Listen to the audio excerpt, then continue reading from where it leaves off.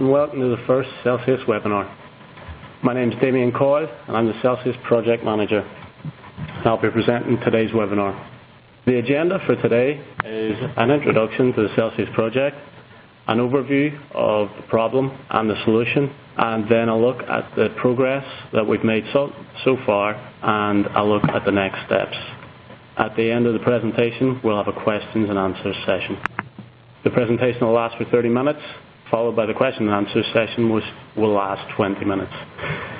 Throughout the presentation, you'll be able to submit written questions online, and we'll collate these and answer them at the end.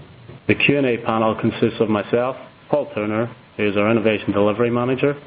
Paul is responsible for the delivery of all our innovation projects, and we'll also be joined by Kate Quigley, our Innovation Customer Manager, who is responsible for all our customer engagement and all our innovation projects. Here at Electricity Northwest, our innovation strategy is based upon providing smart solutions to real problems by using proven technology.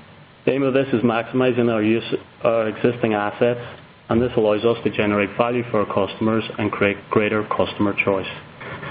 We have 5 flagship projects: C2C, which is capacity to customers; Class, customer load active system services.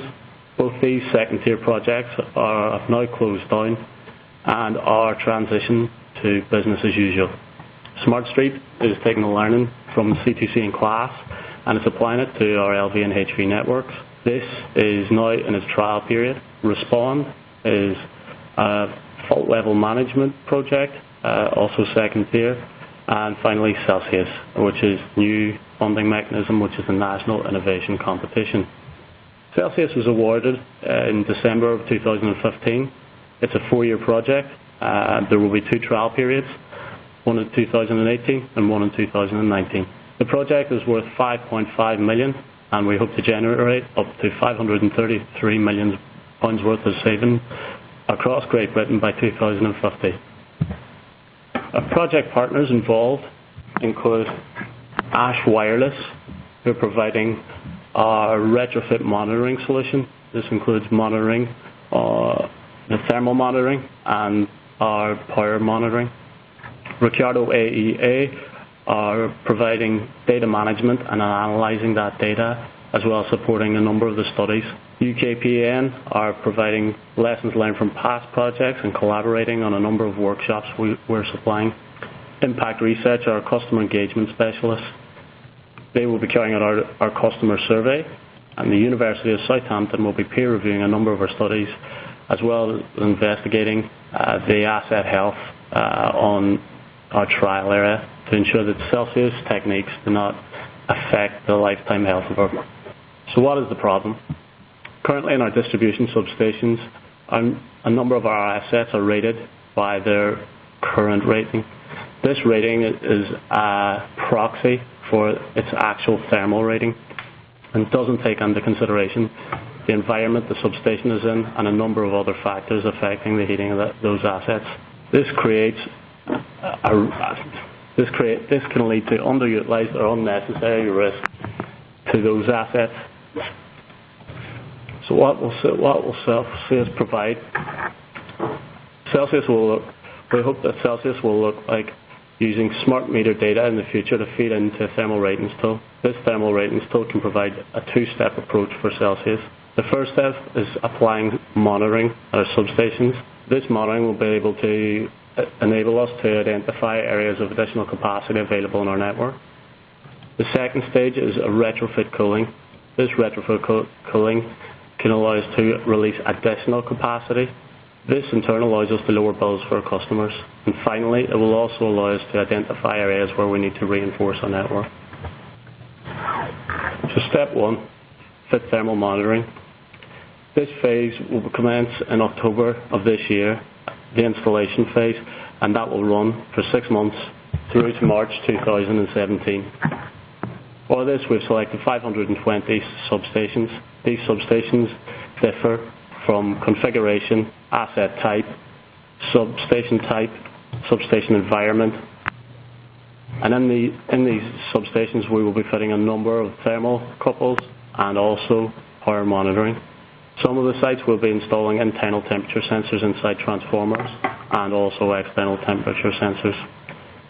All this data will be handled by Ricardo and analysed. The learning from this data will then feed in to develop a thermal ratings tool. This thermal ratings tool will help us to identify areas within our network where we can release capacity. The second step is retrofit cooling. This will happen in 2018. In 2017, we'll evaluate a number of different retrofit cooling techniques, and the evaluation of this will be presented to an ENA workshop to all the DNOs, and we will select a number of these retrofit cooling techniques for deployment at 100 of the previous 520 trial sites. From this, A&W and Ricardo will develop a number of cooling specifications, methodologies, and cost analysis. The learning from this period will feed into an enhanced thermal ratings tool, which will allow us to further release additional capacity from our existing assets. We'll be carrying out a number of studies throughout the trial life cycle. During step 1, we'll be carrying out a thermal analysis. Ricardo will be carrying out this analysis. The purpose of this analysis is to work out thermal coefficients within our transformer and the thermodynamics within our substations. We'll be building on learning from our NIA project, and our second study will be a thermal flow study. This will be carried out by the National Physics Laboratory. In this study, we will look to research into the heat and airflows within the substation with the outcome of coming up with an optimal substation design. This will be using real trial data and also modelling. And the final study will be an asset health study carried out by the University of Southampton. This will look and examine the effects of increased load and cooling techniques on our assets and ensure that it doesn't adversely affect our asset health. Monitoring site selection and timescales. Step 1 involves 520 distribution substations, all of various configurations, ratings and environments. This is enough substations to represent 80% of the Great British substation population. Step 2 will involve retrofit cooling techniques. This is 100 substations of the original 520, and this trial period will also last for a year. The total project length is 4 years, and the reason for this is so we can take into seasonal variations in both trial periods. Here we can see a site selection map. This map shows the spread of our site selection throughout Electricity Northwest patch. We can see a large cluster in Manchester and the Wigan and Preston areas. This is where our largest load bases are, and then also a sporadic selection of substations in the Lake District. The benefit of this is that we can see the effects on our various different types of networks throughout Great Britain. These networks represent rural, urban and dense urban networks. This graph dictates the site selection. Along the x-axis we can see the year of installation. The green line indicates the number of substations in our total population, and the blue line indicates the number of substations in our trial population, and it's a reasonably close fit. For the first step, Ricardo, with the help of A&W and Ash Wireless, have developed a commissioning app. This app is designed to ensure safe, correct and accurate application of the sensors and power monitoring at each site. The user can select a site on a smart device, a mobile phone or an iPad or a smart tablet. From this, the user will be able to determine what type of installation the site is, what sensors are to be installed, and they will also have feedback at the end of the installation to ensure all sensors are working correctly. This creates efficiency and reduces the amount of site visits required for installation. So let's have a look at the Celsius technology. On your left you can see the hub created by Ash Wireless. This is the device that collects all the information from the wireless sensors throughout the substation and transmits this to the back-end system managed by Ricardo. The information is set once a day. You can see on the right 2 wireless sensors, also created by Ash, and these are magnetically mounted on a pole-mounted transformer. As part of our testing phase, we installed the kit on a trial site to validate the data and validate the commissioning app. You can see from these pictures, the left one, a thermal image of an LV board, and at the bottom on the cable connections you can see 3 wireless sensors. The use of thermal imaging cameras will be used during installation, and this is to identify hotspots and the best locations for sensors. These images show the LV transformer singles. We have 3 sensors installed at the high point in the substation on all 3 phases.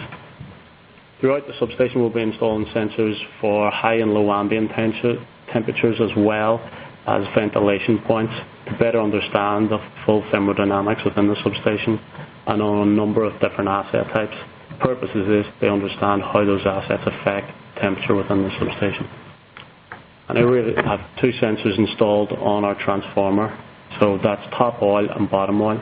So how does Celsius stack up against traditional reinforcement? Traditionally, on a heavily loaded substation, we would either replace the existing substation with a larger rated unit transformer, or else we would install another substation around that load base. Both these techniques are complex and time consuming, as well as highly disruptive and expensive. Celsius, on the other hand, provides a low cost option to release capacity as and when required.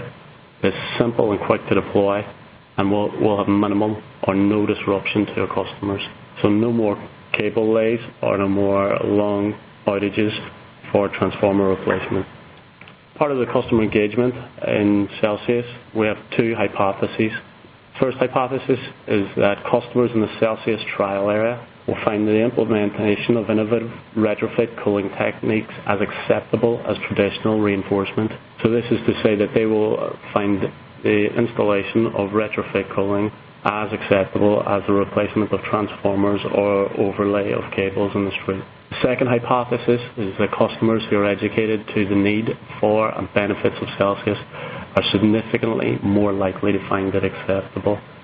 So this is if we engage with our customers and educate our customers to the needs of the new demand on our network, then they will find it a lot more acceptable than traditional reinforcement. So how are we going to do that? On our website you can find our customer engagement plan, which gives a full detailed plan of how we intend to engage with our customers. We will be holding a baseline survey with 600 of our customers, followed up by a test survey with the same customer group. The materials and communications that we use for communicating with these customers will be developed through customer focus groups. All our customers can find out further information and learning from the project through our usual mediums. These are on the website, via video podcasts, at conferences, via our customer contact center, our customer mailing, and via our social media outlets. So what progress have we made, and what are the next steps? After the project was awarded in December, from January to June of 2016, the project team were mobilised. Commercial contracts have been agreed with our partners.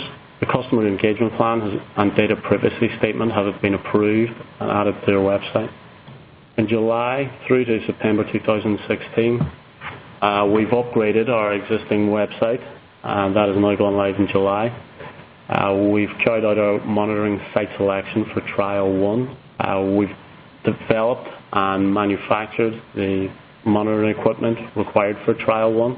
That has now been delivered and is ready for installation. We've also developed a commissioning tool alongside Ricardo and Ash Wireless. And the back-end system, which will be managing the data, is now up and running. So what will be happening next? From October to December of this year, we will commence our monitoring installation. This will last for 6 months and run till March 2017. In this period, we'll be capturing and validating data also. In November, we will be hosting ENA Electricity Recommendations Review Workshop. This will be to review P15 and P17 and suggest changes where Celsius can update these documents. This will be attended by all the DNOs and key stakeholders. From January to March 2017, we'll commence the thermal flow study. The installation period for trial 1 will be complete and the trial will commence for a year. And this is when we will also start our investigation into the cooling technology and the evaluation of this. And later throughout that year, these findings will be presented to the ANA working group and the rest of the UK DNOs. Throughout the project lifecycle, we'll be holding a number of knowledge and sharing dissemination events. So thank you very much for listening to the presentation. We can now take questions. As a reminder, if you wish to submit a question, please do so via the Q&A section in the webcast screen. Okay, and so the first question then, will the Celsius installations apply to any new substation installations? Is it intended that it will offset larger size substations being installed in new developments? Yeah, I'll take the answer is yes. I suppose it's a two-part question. So yes, we will be looking at new substation installations also. We'll be looking at a complete population of our substations on the original 520 sites. One of the other studies that we mentioned was the thermal flow study, and this will look at a number of different existing substation layouts and standard specifications. And from this study, we'll model the optimum substation layout.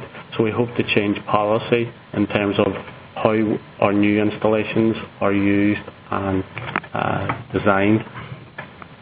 Okay. What contingencies are in place if the cooling interventions are found to be unacceptable to customers? Okay, I'll take this one. We're working closely with our technical colleagues and the other DNOs to select appropriate cooling techniques. Should a customer report a notable effect or any kind of dissatisfaction attributed to any of the cooling techniques, the matter will be immediately investigated by the project team and possible solutions explored. In the unlikely event that we can't agree a resolution with the customer, then we will consider halting the cooling technique on that particular asset.